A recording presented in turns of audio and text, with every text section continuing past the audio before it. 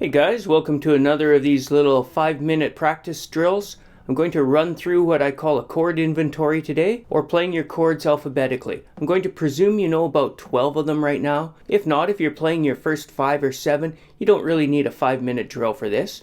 You can just play the ones you know each day. As you build up more and more repertoire though, you can't get to everything every single day in every single practice. So what I'm doing here is just greeting you and saying, hey guys, let's run through this today.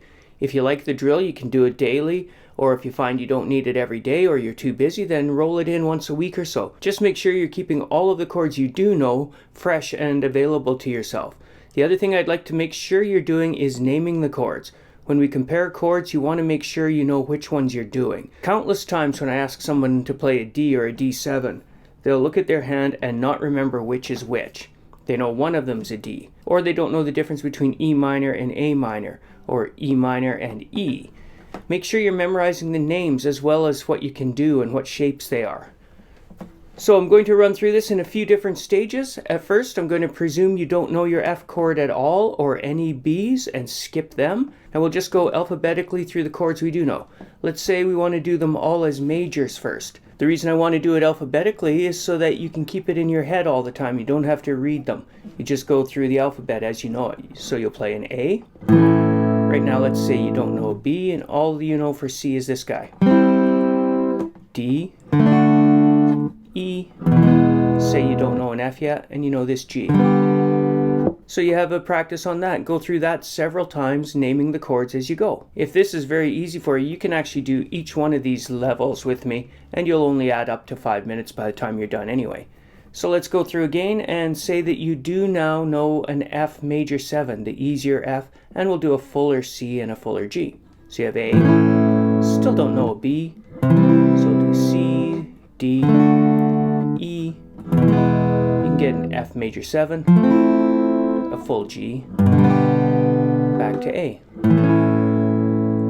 Let's do them in dominant 7, so A7, now maybe you do know your B7, C7, D7, E7.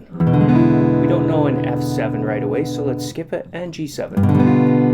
One more time. A7, B7, C7, D7, E7, and G7. Let's do minors. A minor. Your first B minor would be this little diagonal 4-stringer. C minor we don't know. D minor.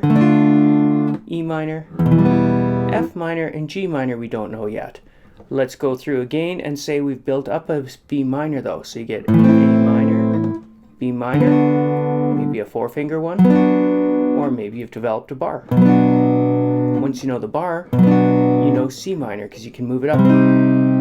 D minor, E minor. If you've learned B minors, you might as well learn F minors, so we'll hit that. You know F minor, you know F sharp minor, and G minor. So minors again. A minor, B minor, C minor, D minor, E minor, F minor, F sharp minor, G. So that's all it will take. Now let's hit each alphabetical group and do all the chords you know here. I'm leaving out some categories like our Green Day chords, our sus4s and things like that. These are just your garden variety ones. Let's run through them in those categories then. Make sure on every letter you can compare the major to the minor to the dominant 7 and know the difference. So A, A7, and A minor. You could do your B flat if you have a 3-finger version, a 4-finger, or a bar. You can do your B minor, B7, C minor with the bar, C7,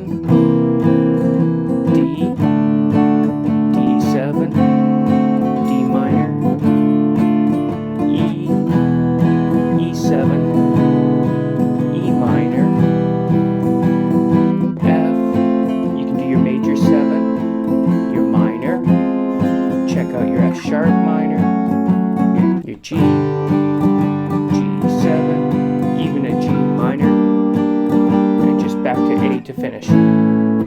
So in each case, practice what you know of the 3 chords, D, D minor, and D7. Compare those. If you already know your sus, you can do D sus, D,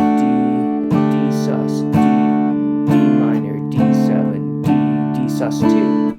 Put all the groupings together that you know. Each one of these takes only 30 seconds or so to get through, but practice them over and over again in each way. Go all of your majors, all of your minors, all of your sevens. Then on each chord, get all the ones you know. The major, the dominant 7, and the minor. More of a beginner level may not have the B flats or the C7s, for instance. So do what you do know. A7, A minor. Maybe you know this little B minor. And this B7. That's enough. Do your C. That might be the only C you know. So go to D's, D, D7, D minor, E minor, E7. Let's say you only know one F, a G7, and just from my ear, we'll end on a C. That would be sufficient right there. What you might find when you see this is, oh, well actually, why don't I learn the C7 now? And throw it into the group. You can add one new chord to your pattern every time you learn it. Keep it in your little chord formula page, your chord dictionary if you will, and keep adding them in as you go. That should do it, guys. Have a good one. Bye for now.